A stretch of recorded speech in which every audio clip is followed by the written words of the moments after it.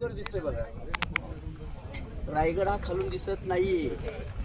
तुम्ही अनेक किल्ले बघा, काल जंजिरा बघताना बाहेरनं तटबंदी दिसत होती.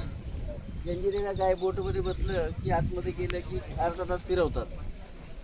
तिथे काय सांगतो, आणि 22 एकर का किला है, ये कलाल बांगड़ी तोप है, ये मीठी पानी का बावड़ी है, और राजापुर में यहाँ से लोग निकल गए, राजापुर में सब उनका महल था बस. पण तो किल्ला मराठ्यांचा आहे मुलांना. तो किल्ला रामाकोळ्यांनी बांधला आहे, एका बेटावरती तयार केला. समुद्रातलं आरमाराचे प्रमुख होते कान्होजी आंग्रे.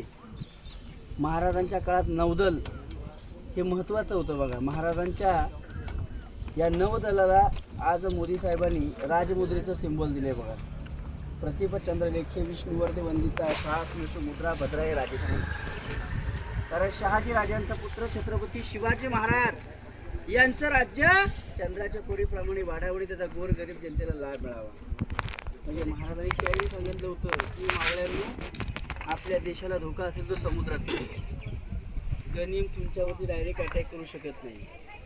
आता तुमचा जिल्हा कुठचा मला माहीत नाही, पण त्या जिल्ह्यात डायरेक्ट त्याला औरंगाबाद बोलतात. संभाजीनगर खुलताबादवरून जावं लागतं बघा.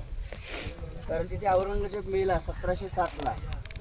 100 वर्ष होऊन गेलीत त्याला, पण त्याच्या हातून एकही कार्य घडलं नाही बघा. औरंगजेब हा बादशाह होता, बादशाह.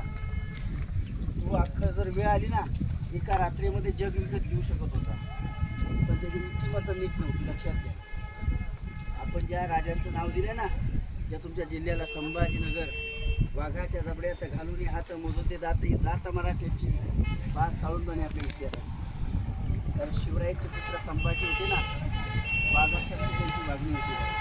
म्हणजे लोह्यासारखं मनगट, उर्जासारखी छाती. गनिम किती अंगावरती आला ना तर त्याला कापल्याशिवाय पर्याय नाही बघ. त्याला हार पसंत नव्हती. 18 भाषेचं ज्ञान होतं शंभू राजांना, 18 भाषेचं. संभाजी राजांचा इतिहास मी सांगणारच तुम्हाला, पण आता पायथ्याला पोचलोय आपण.